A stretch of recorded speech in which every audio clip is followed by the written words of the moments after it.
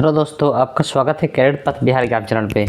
दोस्तों, ये आज का क्लास है क्या जीके का क्लास है। आज जीके और जीएस जो कि बिहार एग्ज़ाम के लिए इम्पोर्टेंट है। ये क्लास दोस्तों बिहार का कोई भी एग्ज़ाम हो, जैसे बिहार पुलिस हो या बिहार एसएससी हो या एईडीओ का एग्ज़ाम हो, कोई भी एग्ज़ाम हो जो कि बिहार का हो, तो उसके लिए क्लास इम्पोर्टेंट है।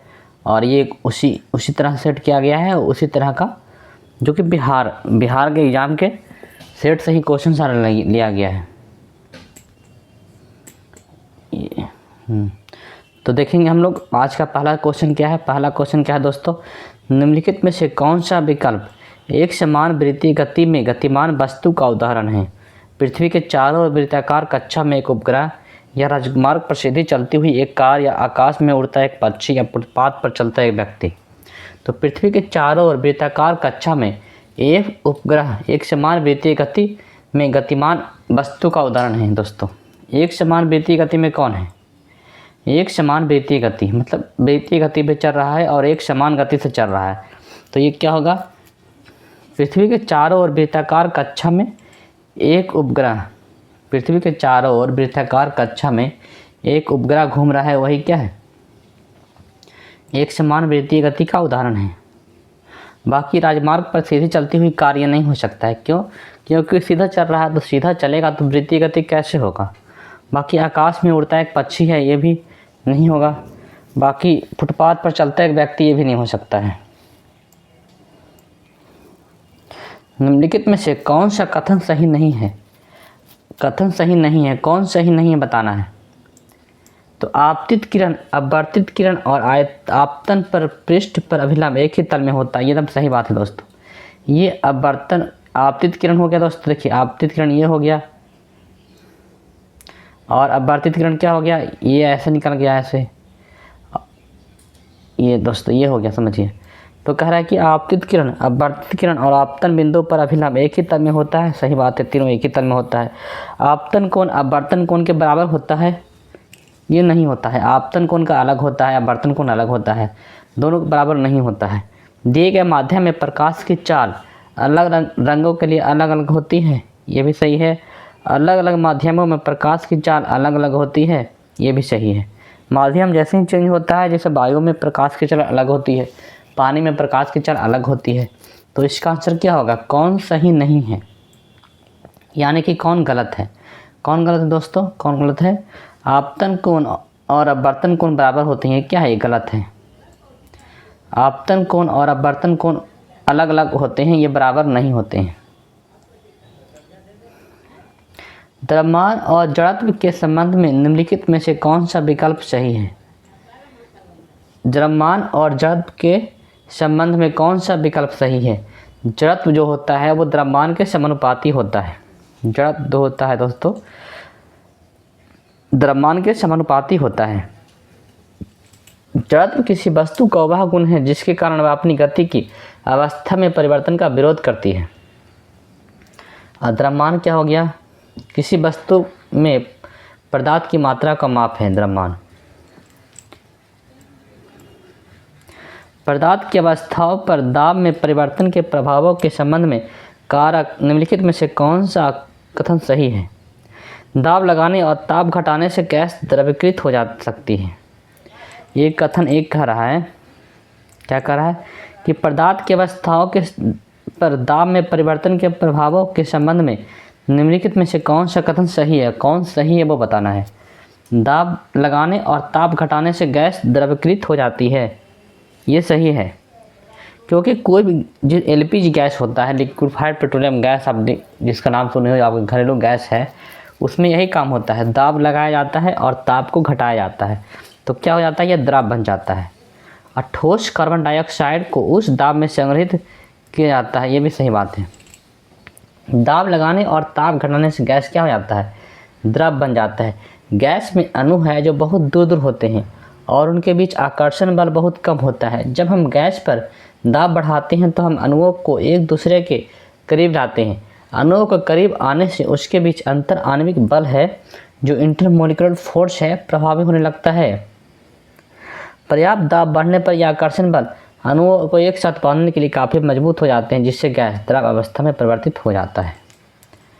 इसके अलावा दोस्तों ठोस कार्बन डाइऑक्साइड को उस ताप में संग्रहित किया जाता है, ये भी सही है, क्योंकि ठोस कार्बन डाइऑक्साइड जिसे हम लोग क्या कहते हैं, शुष्क बर्फ, ड्राई आइस कहते हैं, इसको बोलते हैं ड्राई आइस। ठोस कार्बन डाइऑक्साइड को ड्राई आइस बना जाता है, जिसे आमतौर पर शुष्क बर्फ के नाम से जाना जाता है, को उस ताप पर संग्रहित किया जाता है। हड़प्पा सभ्यता की मोहरों पर निम्नलिखित में से कौन सा पशु अक्सर देखा जाता था? बैल, शेर, लोमड़ी या हिरन? हड़प्पा सभ्यता की मोहरों पर अक्सर बैल देखा जाता था। हड़प्पा सभ्यता की मोहरों पर अक्सर बैल देखा जाता था। और हड़प्पा सभ्यता को जानने का मुख्य स्रोत क्या है दोस्तों? मोहर है। मोहर किससे बना है? शैलखड़ी नामक मुलायम पत्थर का बनाया जाता था। मोहर वर्गाकार और आयताकार बनाया जाता था। मोहरों पर गाय का चित्रण नहीं मिलता है, लेकिन अवश्य उसमें गाय होगा। गाय तो होगा दोस्तों, बैल है तो गाय भी होगा, लेकिन मोहरों पर गाय का चित्र नहीं मिलता है। मोहरों पर हाथी, हिरण, गेंडा, भेड़ इत्यादि पशुओं का भी चित्र मिलता है। किस कांग्रेस सत्र में असहयोग आंदोलन का संकल्प लिया गया?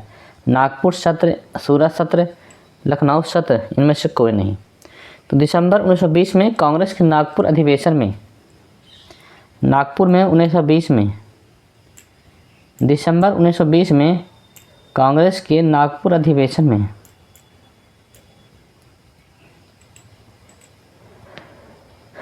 असहयोग आंदोलन का संकल्प लिया गया। गांधी जी ने 1 अगस्त 1920 को असहयोग आंदोलन शुरू किया। कब शुरू किया दोस्तों? 1 अगस्त 1920 को असहयोग आंदोलन शुरू किया गया। भारत निम्नलिखित में से किस पहाड़ी को ब्लू माउंटेन के नाम से जाना जाता है? ब्लू माउंटेन दोस्तों सब लोग जानते हैं, मैक्सिमम लोग जानते होंगे इसको, कि ब्लू माउंटेन किससे कहा जाता है? नीलगिरी की पहाड़ियाँ। ब्लू माउंटेन किससे कहा जाता है? नीलगिरी की पहाड़ियों को ब्लू माउंटेन के रूप में जाना जाता है। नीलगिरी शब्द तमिलनाडु के नीलगिरी पठार में नीले फूल आच्छादित पहाड़ों नीलकुंजी फूल से लिया गया है। क्या होगा यदि पृथ्वी अपना अक्ष पर घूमना बंद कर दे? कोई मौसम नहीं होगा, या फिर एक तरफ पूरा दिन होगा, पृथ्वी का वातावरण गायब हो जाएगा, या इनमें से कोई नहीं। यदि पृथ्वी अपने अक्ष पर घूमना बंद कर दे तो एक तरफ पूरा दिन होगा और दूसरी तरफ पूरी रात हो जाएगी।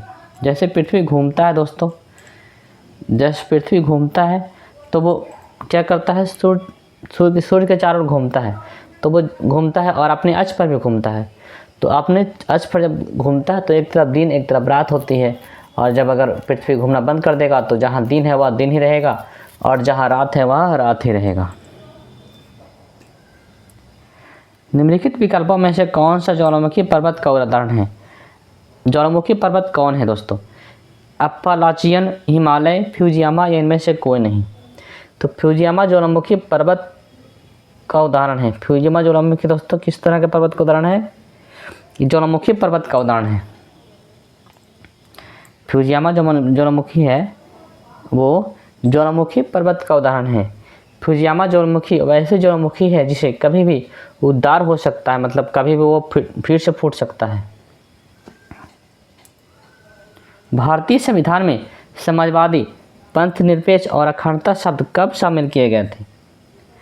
1976 में 42वें संशोधन में, या 1985 में 52वें संशोधन में, 1978 में 44वें संशोधन में, या इनमें से कोई नहीं। तो भारतीय समाज में समाजवादी, पंथ निरपेक्ष, अखंडता शब्द 1976 में 42वें संशोधन द्वारा शामिल किए गए थे। किसमें दोस्तों? 1976 में 42वें संशोधन द्वारा शामिल किए गए थे। निम्नलिखित में से कौन भारतीय संविधान के संशोधन में सम्मिलित होता है? राष्ट्रपति, संसद, न्यायपालिका या उपयुक्त में से कोई नहीं।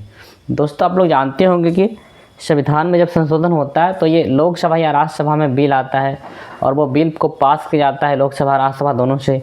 उसके बाद वो राष्ट्रपति उस पर साइन करते हैं, तो ये क्या बनता है? ये बनता है संविधान संशोधन हो जाता है, और कानून भी इसी तरह बनता है। तो राष्ट्रपति भी हो गए, संसद भी हो गए, तो दोनों हो गए, तो क्या हो जाएगा? आंसर क्या हो जाएगा? आंसर हो जाएगा उपयुक्त में से एक से अधिक।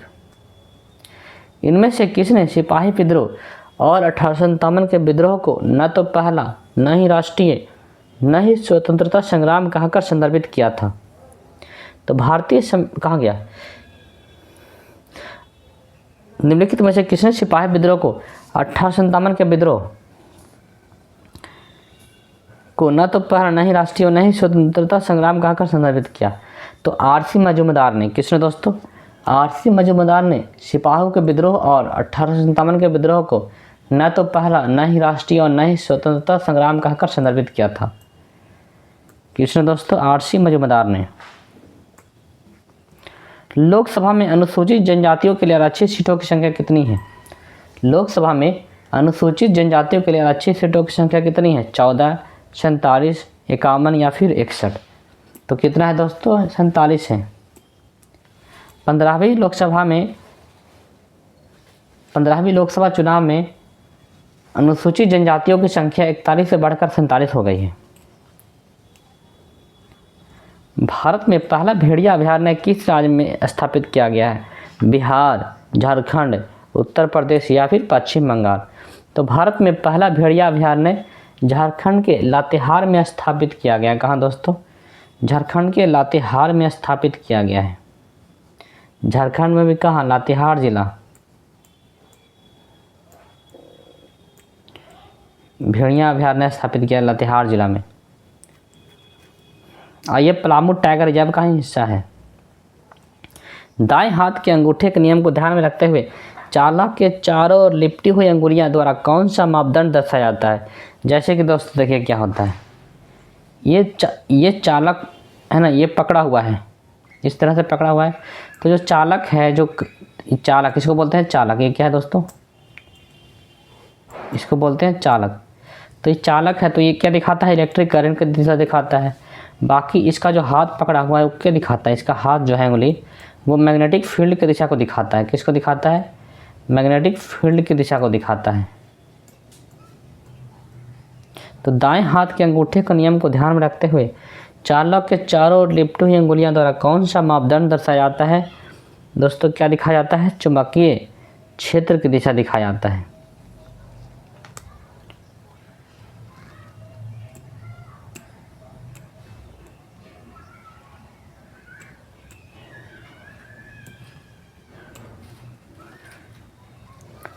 दाएं हाथ के अंगूठे के नियम को ध्यान में रखते हुए चालक के चारों ओर लिपटी हुई अंगुलियों द्वारा कौन सा मापदंड दर्शाया जाता है? चुंबकीय क्षेत्र की दिशा। यदि किसी वस्तु का घनत्व है तो वह वस्तु द्रव पर तैरती है। यदि किसी द्रव पर वस्तु कब तैरेगी? यदि किसी वस्तु का घनत्व द्रव के घनत्व से कम है तभी वह वस्तु उस पर तैरेगी। किसी वस्तु का घनत्व जो है वो द्रव के घनत्व से कम है तभी वह वस्तु है जो किस पे तैरेगी? जल पे तैरेगी, द्रव पे तैरेगी। निम्नलिखित में से कौन सा कथन सही है? निलंबन एक विषमांगी मिश्रण है। दोस्तों निलंबन क्या है? विषमांगी मिश्रण क्या है? विषमांगी मिश्रण वह मिश्रण होता है जिसमें मिश्रण के घटक समान रूप में वितरित नहीं होते हैं और उन्हें आसानी से अलग अलग पहचाना जा सकता है। कोई मिश्रण हो गया, विलयन हो गया, मिला हुआ हो गया, तो उसमें विषमांगी मिश्रण हो गया, मतलब अच्छे से मिला हुआ नहीं है। निलंबन क्या होता है? निलंबन में ठोस कण तरल में पूरी तरह से घुलते नहीं हैं बल्कि पूरे माध्यम निलंबित रहते हैं। आप इन कणों को नग्न आंखों से देख सकते हो। उदाहरण के लिए पानी में रेत या पानी में चॉक पाउडर, ये सब साफ साफ दिखता है, ये सब क्या निलंबन है। तो निम्नलिखित में से कौन सा कथन सही है? निलंबन एक विषमांगी मिश्रण है, बिल्कुल सही है। निलंबन क्या होगा दोस्तों? जैसे कि बालू और पानी मिला दिए, तो बालू पानी मिला दिए तो ये समांगी मिश्रण होगा? नहीं, क्या होगा? विषमांगी मिश्रण, बिल्कुल सही। ये क्या हो जाएगा? बिल्कुल सही हो जाएगा। अगला, निलंबन के कण इस माध्यम से गुजरने वाली प्रकाश की किरणों को फैलाते हैं। बिल्कुल सही। निलंबन के कण है जो प्रकाश को फैलाते हैं।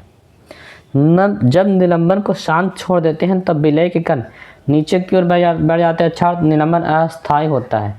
बिल्कुल सही दोस्तों, क्योंकि अगर निलंबन का मतलब क्या हो गया? बालू में मिट्टी मिला दी, बालू पानी मिला दिया हम, तो बालू अगर घुलाएंगे तो घुलेगा, लेकिन अगर हम पानी को शांत छोड़ देंगे तो बालू नीचे बैठ जाएगा। तो यही होता है दोस्तों, यही होता है क्या? निलंबन को शांत छोड़ देंगे तो विलय के कण है जैसे कि बालू है वो नीचे बैठ जाएगा। तो इसमें से कौन सा आंसर सही होगा? सभी का सभी सही होगा। तो इसका आंसर हो जाएगा ऑप्शन नंबर ए, 1, 2, 3 तीनों सही।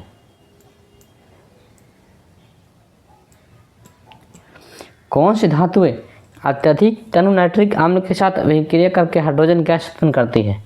कौन सी धातुएं अत्यधिक तनु नाइट्रिक अम्ल के साथ अभिक्रिया करके हाइड्रोजन गैस उत्पन्न करती है? तो मैग्नीशियम हो गया दोस्तों, मैग्नीशियम हो गया, मैग्नीशियम हो गया। इसमें हम लोग क्या मिला दिया? 2HNO3, 2HNO3 हो गया। इसको मिला दिया था, क्या निकला? इसको मिला दिया था तो MgNO3 का होल 2, MgNO3 का होल 2 हो गया अब प्लस H2। तो इसमें क्या निकला दोस्तों? मैग्नीशियम और मैग्नीज। क्या निकला? मैग्नीशियम और मैग्नीज।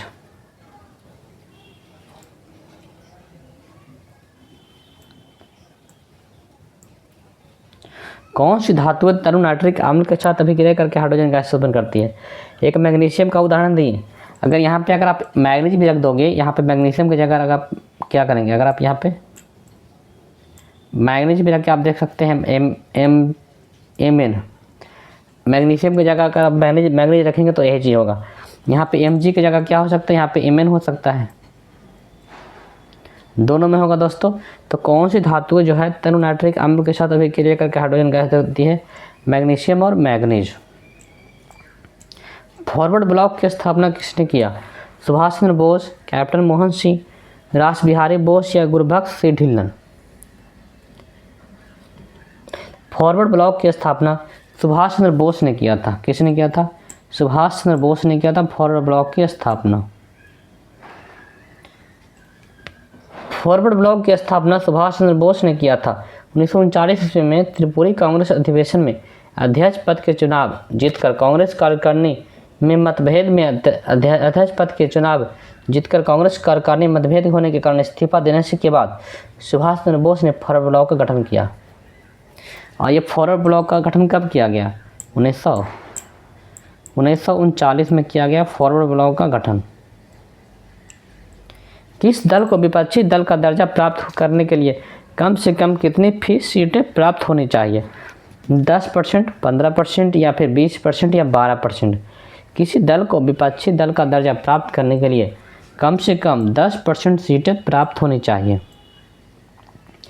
दोस्तों यदि लोकसभा में कितना सीट है आप बता सकते हैं? जानते हैं कि लोकसभा में है 500 कितना था? 545 था। हाँ, 545 सीट पर चुनाव होता है। तो लोकसभा में 545 पर चुनाव होता है तो 55 सीट चाहिए 10% उसका। और राज्यसभा में 245 सीट पर चुनाव होता है तो 25 सीट चाहिए विपक्ष तबका नेता बनने के लिए।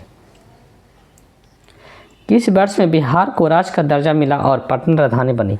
1930 में, 1932 में, 1936 में या 1938 में?